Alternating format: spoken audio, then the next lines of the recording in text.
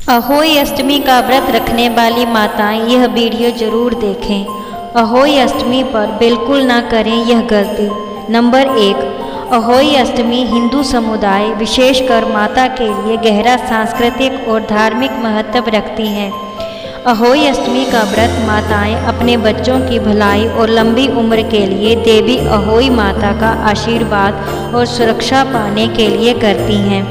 यह दिन अत्यधिक महत्व रखता है क्योंकि माताएं देवी का आशीर्वाद प्राप्त करने के लिए विशेष अनुष्ठान, उपवास और प्रार्थना करती हैं। आइए जानते हैं इस साल कार्तिक माह के अहोई अष्टमी व्रत की तिथि, मुहूर्त और महत्व।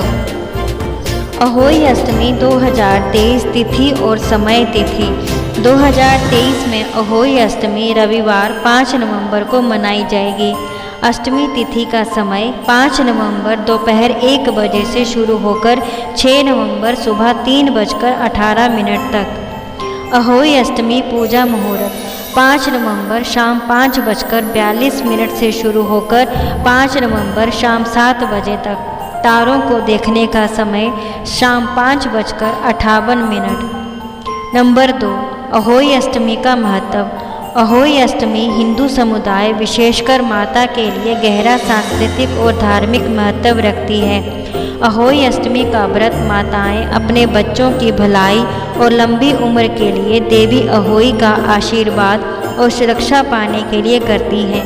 ऐसा माना जाता है कि देवी बच्चों के स्वास्थ्य, खुशी और समृद्धि की रक्षा करती हैं, उनकी वृद्धि और विकास सुनिश्चित करती हैं। अहोई अष्टमी का त्यौहार एक माँ और उसके बच्चे के बीच के गहरे रिश्ते के बारे में है। माताएं अपने बच्चों के कल्याण के लिए अपने गहरे प्यार, भक्ति और प्रतिबद्धता को व्यक्त करने के लिए कठोर व्रत रखती हैं, विस्तृत अनुष्ठान करती हैं और व्रत कथा सुनती हैं। अहोई अष्टमी परिवारों और समुदायों को एक साथ लाती है क्योंकि वह उत्सव में शामिल होते हैं। माताएं अपने अनुभव साझा करती हैं, आशीर्वाद का आदान प्रदान करती हैं और एक दूसरे का समर्थन करती हैं।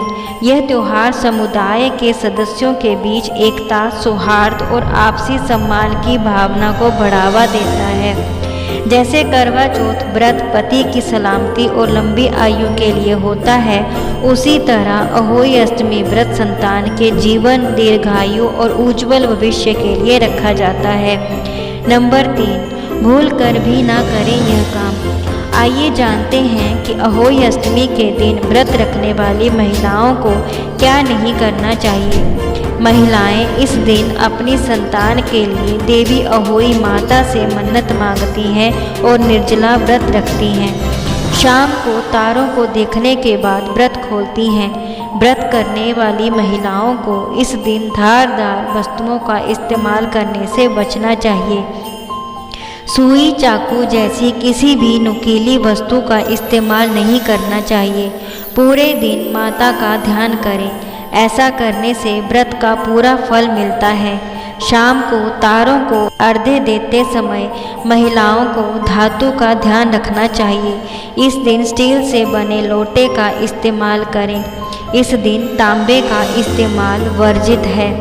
व्रत करने वाली महिलाएं पूरे दिन अच्छे विचारों को मन में लाएं, किसी के साथ बुरा व्यवहार ना करें, वाणी पर नियंत्रण रखें। नंबर 4, महिलाएं ना करें मिट्टी से जुड़ा कोई काम। अहोई अष्टमी के व्रत के दिन महिलाओं को मिट्टी से जुड़ा कोई काम नहीं करना चाहिए। इसके अलावा भूल कर भी खुरपी का इस्तेमाल नहीं करें क्योंकि अहोई अष्टमी के दिन ऐसा करना अशुभ होता है। नंबर 5, इन रंगों के कपड़े नहीं पहने महिलाएं। वैसे तो हिंदू धर्म की हर पूजा में सबसे पहले भगवान गणेश की पूजा होती है, लेकिन अहोई अष्टमी की पूजा शुरू करने से पहले गणेश जी की पूजा करने का विशेष महत्व है। अहोई अष्टमी पर अर्घ्य देने के लिए कांसे के लोटे का इस्तेमाल नहीं करें। इसके अलावा महिलाएं गहरे नीले या काले रंग के कपड़े नहीं पहने। नंबर 6, पूजा में सारी सामग्री नई होनी चाहिए। अहोई अष्टमी की पूजा में पूजा की सारी सामग्री नई होनी चाहिए। पहले इस्तेमाल की गई पूजा सामग्री का इस्तेमाल नहीं करें। इसके अलावा फूल, फल और मिठाई ताज़ा होनी चाहिए। नंबर 7, खाना बनाते समय इस्तेमाल ना करें यह चीज़ें। अहोई अष्टमी के व्रत के दिन खाना बनाने में प्याज, लहसुन और तेल आदि का इस्तेमाल नहीं करें। आपने गौर किया होगा कि किसी भी प्रसाद में लहसुन और प्याज नहीं डाला जाता है। कहा जाता है कि लहसुन की उत्पत्ति राक्षस से हुई थी, इसीलिए पूजा पाठ के किसी भी काम के लिए इसका इस्तेमाल नहीं किया जाता है। गलती से भी घर में किसी बड़े बुजुर्ग का अनादर ना करें। नंबर 8, करवे का इस्तेमाल। अहोई अष्टमी के व्रत में जिस करवे में जल भरकर रखा जाता है वह वही करवा होना चाहिए जिसका उपयोग आपने करवा चौथ पर किया है। पूजा में मुरझाए फूल या इस्तेमाल हो चुके फल मिठाई का पुनः प्रयोग ना करें। नंबर 9, तामसिक भोजन। अहोई अष्टमी के व्रत में खान पान का विशेष ध्यान रखें। व्रत रखने वाली महिलाएं निर्जला उपवास करें और घर के अन्य सदस्यों के लिए प्याज या लहसुन वाला खाना ना बनाएं। हो सके तो इस दिन सात्विक भोजन का ही सेवन करें। नंबर 10, मांस आदि का सेवन ना करें। अहोई अष्टमी देवी का व्रत रखने से एक दिन पूर्व तामसिक भोजन जैसे मांस, मदिरा, प्याज, लहसुन आदि का सेवन कतई न करें। माना जाता है कि तामसिक भोजन से मन में नेगेटिव विचार आते हैं। ऐसे में व्रत से पहले हमेशा सात्विक यानी सादा भोजन ही करना चाहिए। वेद शास्त्रों में इस बात का उल्लेख किया गया है कि सात्विक भोजन से मन, वचन और कर्म में शुद्धता आती है।